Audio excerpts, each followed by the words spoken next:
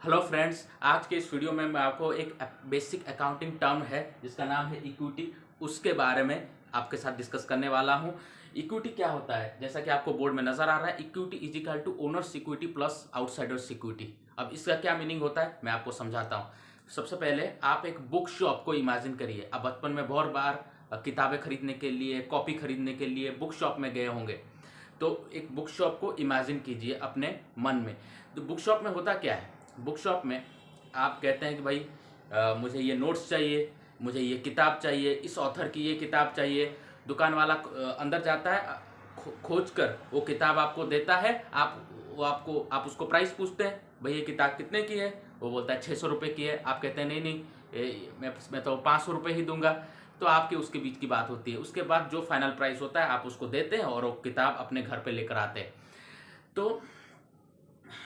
तो ये चीज़ होता है। लेकिन क्या आपने नोटिस किया है? आपने नोटिस किया ही होगा कि जो बुक शॉप में सिर्फ किताबें और कॉपी तो नहीं होती। बुक शॉप में एक टेबल होता है जिसके ऊपर सारी किताबें रखी होती है, एक शेल्फ होता है जिसमें सारी किताबें रखी होती है, एक ड्रॉ होता है जिसमें कि वो दुकान वाला आपसे जो पैसा लेता है उस पैसे को रखता है। तो ये सारी चीज़ें भी एक बुक शॉप में होती है। अब ये सब चीज़ों का बुक शॉप में होने का मतलब क्या है? वो सिंपल एक किताब ऐसे रख लेता और आपको दे देता? नहीं, ऐसा नहीं होता। ये सब सारी चीज़ें होती हैं क्यों? क्योंकि बिजनेस को अच्छी तरह से चलाया जा सके। कौन से क्लास की बुक अलग अलग करके रखा जा सके। क्लास 10 की बुक, क्लास 9 की बुक, क्लास 8 की बुक, क्लास 6 की बुक, क्लास 5 की बुक, सबको अलग अलग रखा जाए ताकि जो कस्टमर मांगे उसी पे जगह से उसको ढूंढ कर दे दिया जाए। और एक ड्रॉ होता है जहाँ पर सारे पैसे को रखा जाता है। तो इस सब चीज़ों को क्या बोलते हैं? असेट बोलते हैं। असेट, ये सब चीज़ों को बोलते हैं असेट, क्योंकि ये बेचने के लिए नहीं रखा गया है।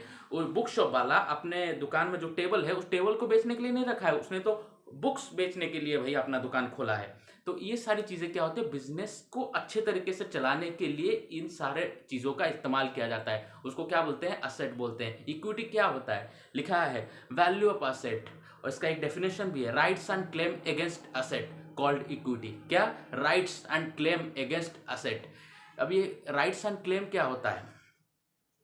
ओनर्स इक्विटी की तरफ आते हैं। ओनर्स इक्विटी क्या होता है? मान लीजिए एक बुक शॉप में 3 चीजें हैं, किताबें और नोट्स के बाद 3 चीजें हैं। 3 चीजें क्या क्या हैं? एक फैन है, एक टेबल है और एक शेल्फ है।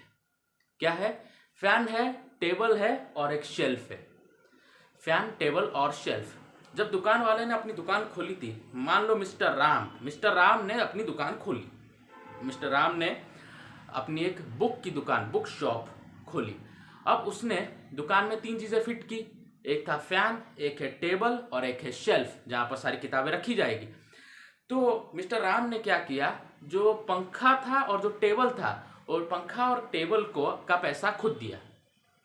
खुद की दुकान थी, खुद पैसा खर्च किया। पंखे का 500 रुपया, टेबल का 1000 रुपया, 1000 प्लस 500 इजिकल टू 1500 रुपया खुद खर्चा किया।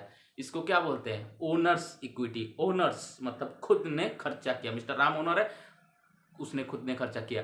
उसके बाद मिस्टर राम को एक शेल्फ की जरूरत पड़ी। अब शेल्फ का पैसा था नहीं, शेल्फ आता है 2000 रुपए का, मिस्टर राम के पास शेल्फ का पैसा था नहीं। तो उसने क्या किया, मिस्टर श्याम जो कि उसका एक दोस्त था, उसको उधार मांगा कि भाई श्याम, भाई मुझे अपने दुकान में शेल्फ लगाना है, तो मुझे कुछ उधार दे। तो मिस्टर राम ने मिस्टर श्याम से उधार मांगा और मिस्टर श्याम ने राम को 2000 रुपया उधार पे दिया कि 2000 रुपये आज ले, 1 महीने के बाद मुझे 3000 रुपये वापस चाहिए। और मिस्टर राम बोला ठीक है। तो 2000 रुपये मिस्टर श्याम ने मिस्टर राम को दिए। तो इसको क्या बोलते हैं? उधार पे। यानी कि मिस्टर राम ने जो शेल्फ लगाया है वो शेल्फ खुद के पैसे से नहीं लगाया, मिस्टर श्याम जो कि एक दूसरा आदमी है उसके पैसे से लगाया। उसको क्या बोलते हैं? Outsiders equity. आउटसाइडर्स इक्विटी, बाहर का आदमी, जो बिजनेस का आदमी नहीं है, बाहर का आदमी है। बाहर के आदमी के पैसों पर इसने शेल्फ को लगाया है, उसको बोलते हैं लायबिलिटी। और ओनर्स इक्विटी इसको क्या बोलते हैं? Capital. Capital plus liability is equal to asset. इसको क्या बोलते हैं? Accounting equation. बहुत इंपॉर्टेंट इक्वेशन है अकाउंटिंग में। Asset is equal to capital plus liability, equity is equal to owners equity plus outsiders equity. तो आई होप कि ये छोटा सा वीडियो आपको बहुत ही एंटरटेनिंग और आपको ये कॉन्सेप्ट पूरी तरह से समझ में आया होगा। Thank you.